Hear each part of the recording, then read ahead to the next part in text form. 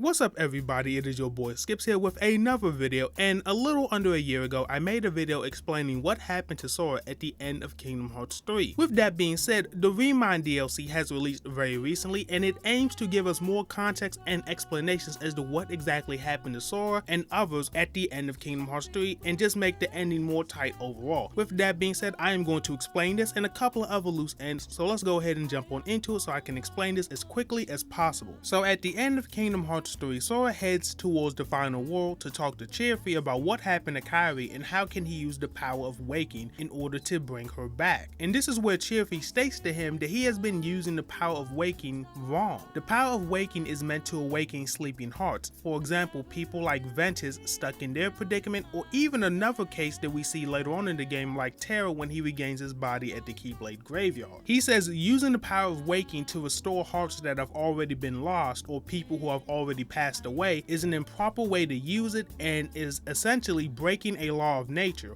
or what Kairi calls it is a nature taboo. And essentially Sora is messing with the way the universe is supposed to work, and when that does not happen in the correct way, the universe has a way of punishing people who do those things. And Kairi says that eventually what is going to happen to Sora if he goes and saves Kairi using the power of waking in this improper way once again, he is going to end up losing his powers and being sent to a place that he will not be able to get back from without his powers, basically being stuck in a place similar to maybe even purgatory, for example. So with that knowledge, Sora acknowledges what is going to happen and accepts that in order to save Kairi, he is essentially going to sacrifice himself. So starting off from the beginning of ReMind, Sora acknowledges that he is probably not going to have much time with Kairi upon saving her. And after that, him and Kairi make a plan for Sora to get Kairi's heart back and restore her by using the power of waking wrong. So Sora goes back into the past, and what Kairi tells him is that he's going to have to collect a piece of Kairi through the various Guardians of Light through their connection with her, meaning that Sora is going to gather a piece from himself and then 6 of the other Guardians of Light at the Keyblade graveyard.